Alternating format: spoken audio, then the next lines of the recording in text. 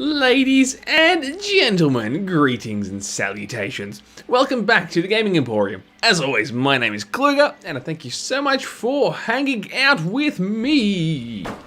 Today, I bring you a first look gameplay impressions thingy. This game, as you can probably tell by the title, is called Cross of the Dutchman. This is from the lovely people over at Triangle Studios, who are lovely enough to give me a pre-release copy of this game to check out. Just killing some boxes, don't mind me. So, the best way to coin this game, I suppose, is kind of an action-adventure game. The isometric point of view, sort of the top-down style, lends itself to making one think it might be a bit of an action RPG, I suppose, like your Diablo-esque or Titan Quest or Grim Dawn, one of those kind of games. Whoa, I got a cutscene. Ha! Finally get to see where you live. Don't think much of it, it's just a farm. So yes, it's actually more an action-adventure game, I would have to say. Not strictly an action RPG, though it has a combat style in a similar vein, I would suppose. You play the character Pierre, as you can see right here. Apparently based on a completely true historical character. That's kind of the tagline of this game, I suppose, is that it's based on a true story from the 16th century, I believe, and we follow his story as the Saxons invade Pierre's farm and the surrounding towns and his friends' places and all that kind of stuff. Okay, so this game, it's cool overall. There's something intangible about it. That was the main thing that came across my mind multiple times, is that there's an intangible charm about this game. The art style, as you can see, is beautiful. It's really nice to look at. It's almost got a cel-shaded kind of vibe, I suppose. Kind of a little bit on the cartoony edge of things, which is totally cool. It's something I really enjoy. So that's a really big plus. And it's just something about the way the game feels. I can't put my finger on it, but it feels like I'm playing games as a kid again. It's just got this vibe of feeling like back in the day, the old school, this crate hunting. I'm just bashing crates open and finding chests with gold in them. It feels just kind of old school, like the charm and wonder of playing games as a young kid. We'll do a thing here. We'll actually talk to Rince, our lovely wife. You're back in one piece. Oh, and I see you brought a stranger. Rince, meet Weird. He is my kin. I ran into him when I left here. I might skip through this because if you're going to play this game, there is a bit of a story here, of course. I haven't gone too far in, so I probably haven't got any major spoilers. But basically, Pierre gets, as a big, giant, tough man, gets drawn into this fight against the Saxons and really ultimately wants to defend his family, and so gets involved in a resistance. Yes. What is there to say? A little bit, I guess, about the mechanics in terms of how we fight. Ultimately, what it boils down to is just, as you can see, a swing of the sword. And if I switch, you can also fight with your fists, which is how you start out the first sort of hour or two of the game, swinging your fists. And both with your fists, and if I can recharge my stamina with your sword, you get a special attack. Come on, baby. I did it before, you saw it, but here we go again. So let's quickly talk to Peter, the priest here. Things are looking up. The Saxons haven't really shown themselves for a while now. Oh, yeah. Help Rince to plow the fields. Okay, fair enough. We'll get to that in just a sec. Actually, maybe we'll do it now. We'll do a bit of combat here, because I do remember doing this bit, actually. And here we go, being assaulted by the Saxons. Oh, noes. So here we go, let's fight them with our plow. So now, okay, that was very, very quick.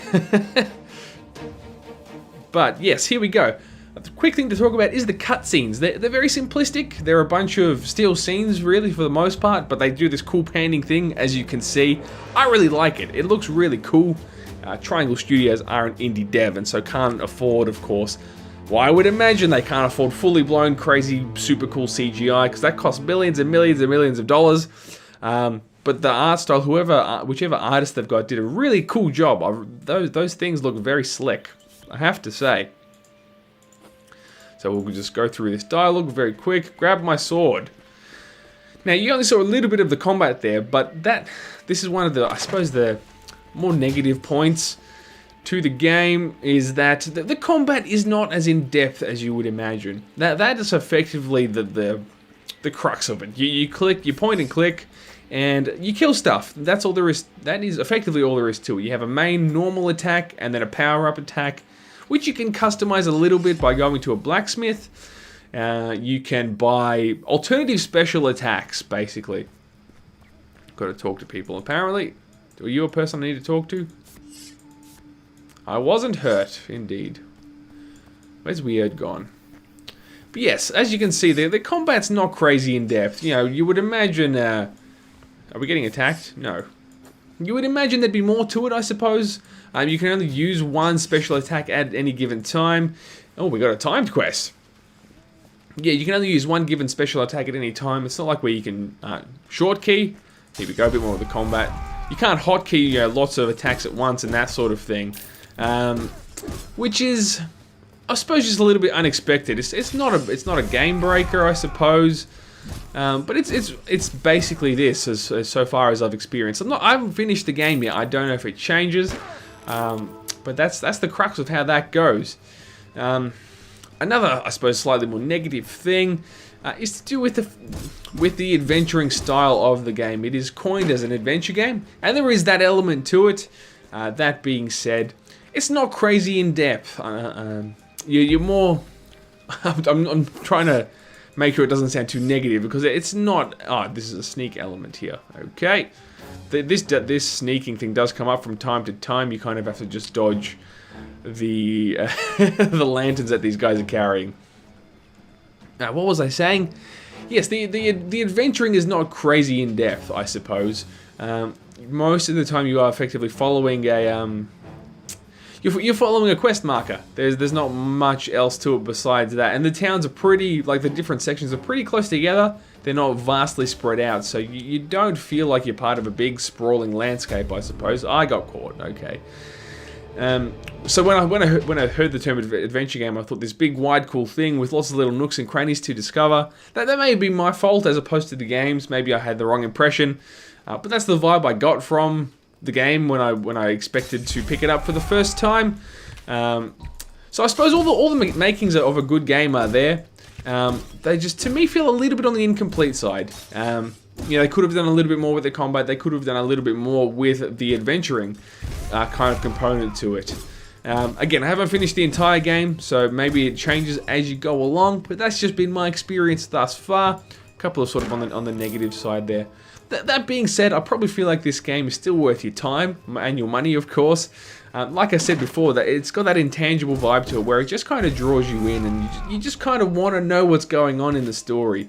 You want to see what happens next. You want to see how the story develops, making sure your kin are okay and your friends are all good, and you get people in the resistance, and you kind of just want to see what happens next. It's kind of like playing a picture storybook, I suppose.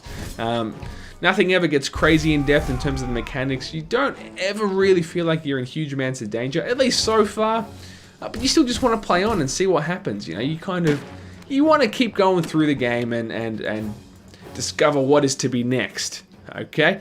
I hope that makes sense.